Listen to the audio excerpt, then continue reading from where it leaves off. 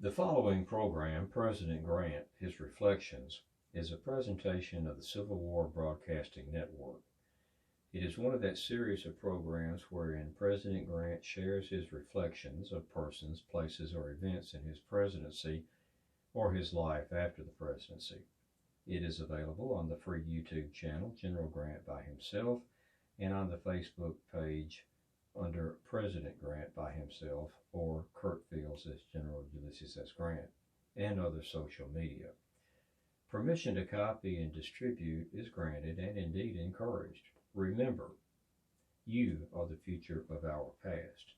And now, President Grant reviews an excerpt from his eighth and final message to Congress in December of 1876, discussing his advocacy during his administration of the annexation of Santo Domingo in the Caribbean Ocean.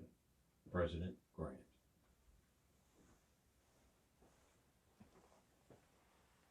I'm President Ulysses S. Grant, and I should like to this day review an excerpt from my eighth and final address to Congress in December of 1876, looking back at my advocacy, my strong advocacy for the annexation of Santo Domingo in the Caribbean Sea. It was soundly defeated. But I said in my final message, I append to this message for convenient reference a synopsis of administrative events and of all recommendations to Congress made by me during the last 7 years. Time may show some of these recommendations not to have been wisely conceived, but I believe the larger part will do no discredit to the administration.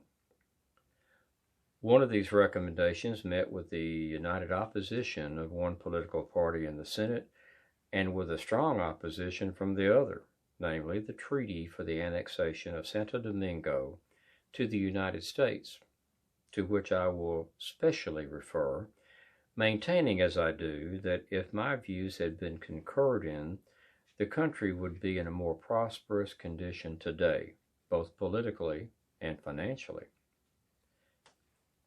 Santo Domingo is fertile, and upon its soil may be grown just those tropical products of which the United States use so much, and which are produced or prepared for market now by slave labor almost exclusively, namely sugar, coffee, dyewoods, mahogany, tropical fruits, tobacco, etc. About 75% of the exports of Cuba are consumed in the United States. A large percentage of these exports of Brazil also find the same market. These are paid for almost exclusively in coin, legislation, particularly in Cuba, being unfavorable to a mutual exchange of the products of each country.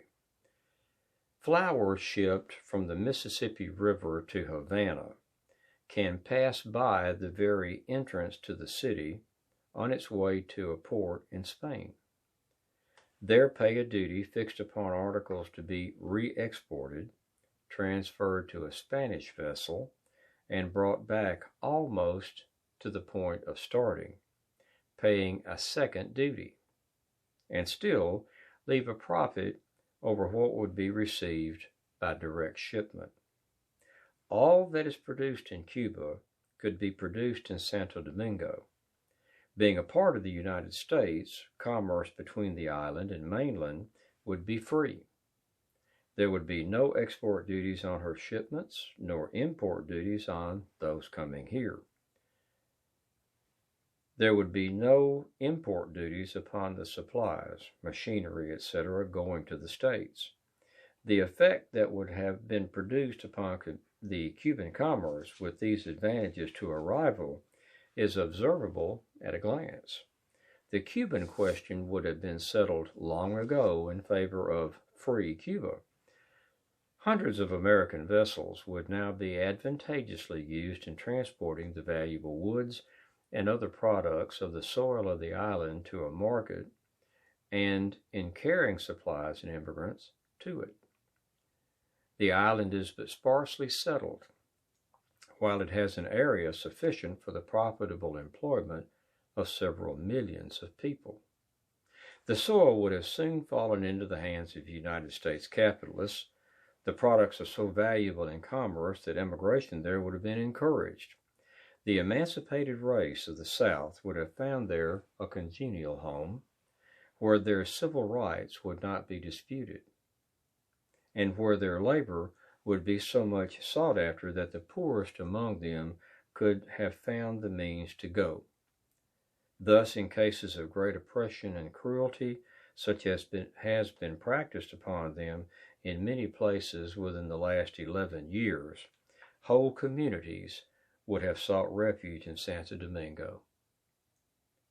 I do not suppose the whole race would have gone, nor is it desirable that they should go. Their labor is desirable, indispensable almost, where they now are. But the possession of this territory would have left the Negro master of the situation, by enabling him to demand his rights at home on pain of finding them elsewhere. I do not present these views now as a recommendation for a renewal of the subject of annexation, but I do refer to it to vindicate my previous action in regard to it.